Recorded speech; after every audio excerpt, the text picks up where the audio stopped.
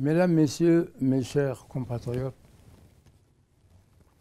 alors que je suis à l'étranger, de nombreux Sénégalais, de nombreuses Sénégalaises, de toutes conditions, de toutes opinions et de toutes convictions, m'ont fait parvenir des messages pressants.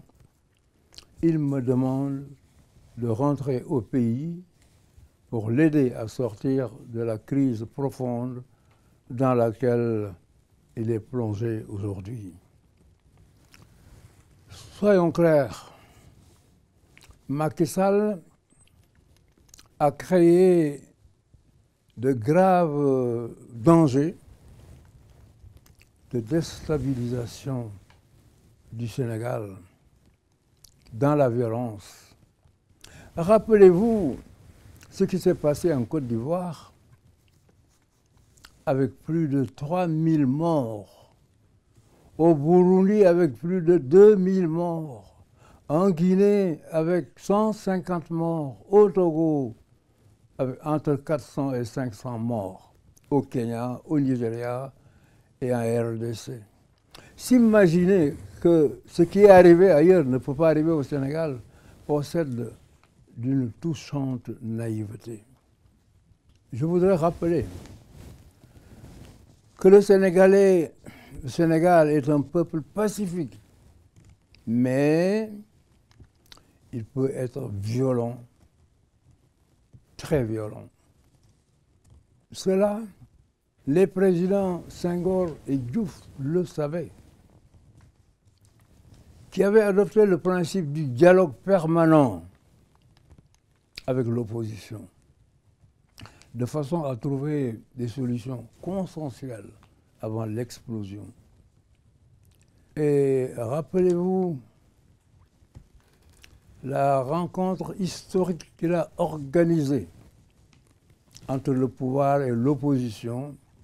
Opposition et pouvoir se sont retrouvés en face pendant plusieurs jours dans une âpre discussion. Mais au total, nous avons pu adopter un code électoral consensuel qui est celui qui a régi les élections au Sénégal depuis 25 ans et qui est le code qui a permis à M. Macky Sall d'être aujourd'hui président de la République. Il est vrai aussi que le Parti démocratique sénégalais a contribué à l'élargissement des espaces de liberté et de renforcement de notre démocratie.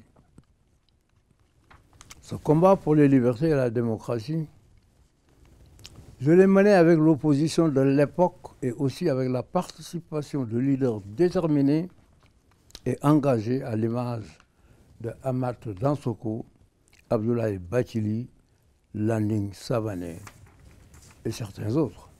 Mes chers compatriotes, l'élection programmée par M. Macky Sall est déjà verrouillée depuis l'élimination par Macky Sall des deux candidats qui pouvaient lui porter ombrage, à savoir Karim Wade et Khalifa Sall. Certains qui sont très avertis ou des personnes de son entourage affirment qu'il a déjà choisi d'être élu à 55% ou à 60% et au premier tour. Alors, dans cette direction,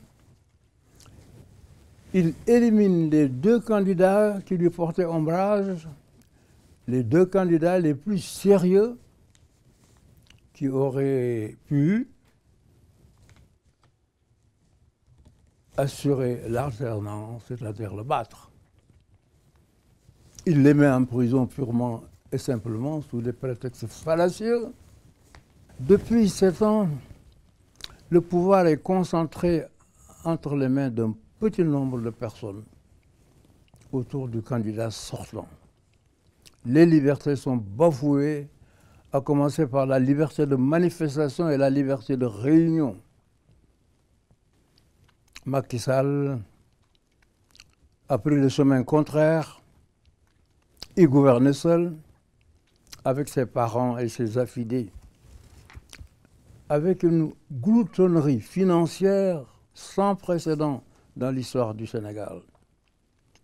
Les parents sont placés au poste de ce que les Sénégalais appellent les mangeoires. J'avais créé une caisse de dépôt et consignation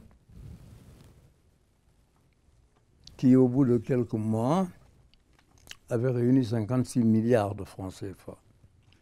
Dès mon départ, Macky Sall y a placé son frère utérin et au moment où je vous parle, cette caisse serait devenue déficitaire. Il est vrai que son frère s'était illustré dans le pétrole. Les détournements de deniers du régime de Macky Sall nous ont privés d'énormes possibilités d'améliorer, d'élargir et améliorer notre système éducatif. Aujourd'hui, les étudiants souffrent d'arriérés de bourse. Les élections au Sénégal ont parfois été agitées, mais sans grands dégâts. Et cela, nous le devons non pas parce que notre peuple a des vertus particulières, mais parce que les présidents précédents avaient un sens de la démocratie. Macky Sall a tourné le dos à tous ces principes. Et il commence par réformer le code électoral pour en faire son code, sans concertation avec l'opposition. Et il introduit dans le code électoral des modifications dans les 6 mois qui précèdent le scrutin, alors que c'est interdit par la CEDEAO.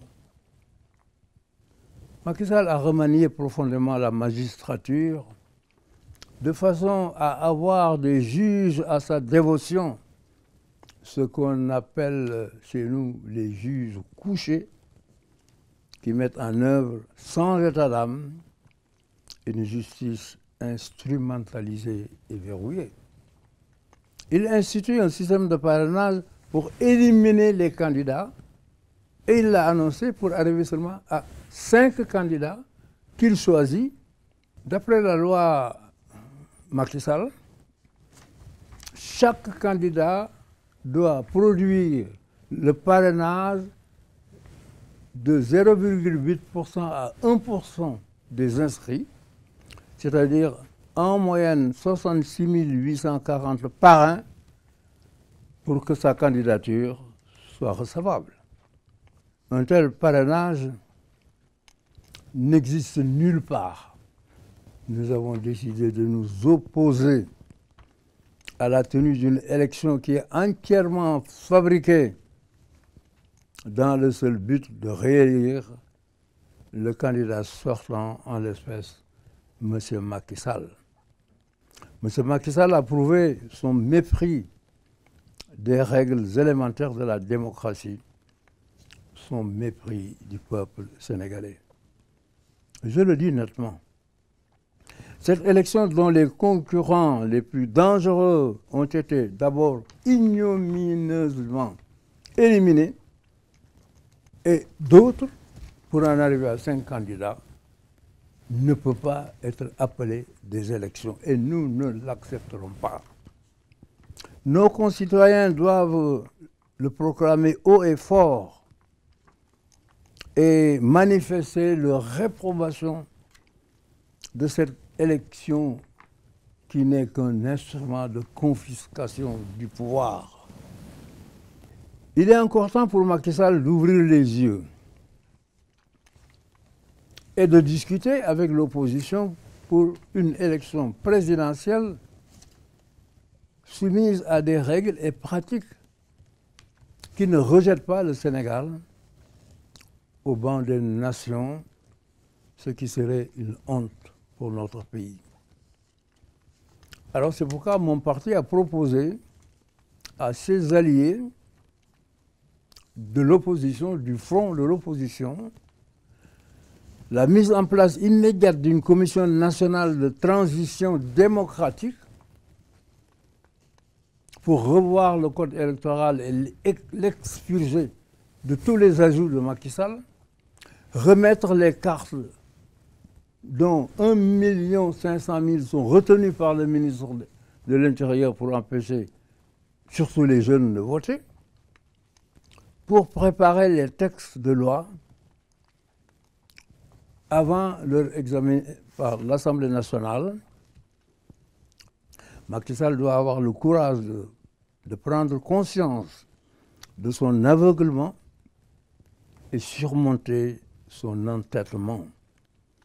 Il est encore temps pour lui de se ressaisir.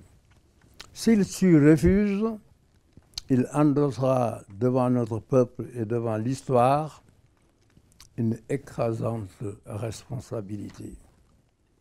Responsabilité dont il ne pourra jamais se débarrasser. Celle d'avoir torpillé la poursuite de la marche du Sénégal vers la démocratie véritable, d'avoir anéanti l'exigence de démocratie, l'exigence de liberté acquise de haute lutte par notre peuple. Je voudrais maintenant en arriver à la conclusion de mon propos. Sur la base des principes que voilà, nous sommes en train de travailler sur un programme d'action qui se déroulera en 3 phases.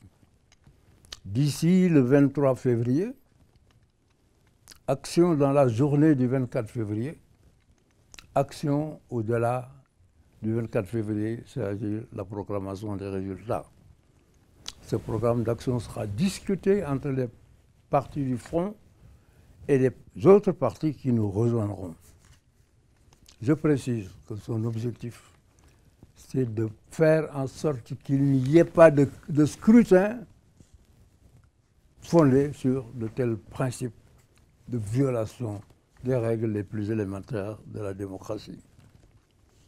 Je précise que notre action sera pacifique et respectueux de la loi et des règlements, mais qu'il soit bien entendu que nous exercerons pleinement nos droits sans aucune concession.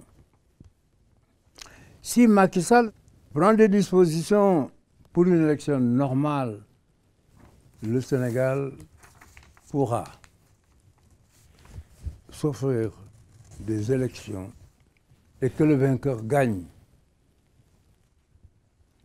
Sous cette réserve, l'opposition est prête à définir avec Macky Sall une carte électorale qui n'est pas celle qu'il veut nous imposer, et si cela est nécessaire, qu'il renvoie les élections et nous pourrons discuter avec lui.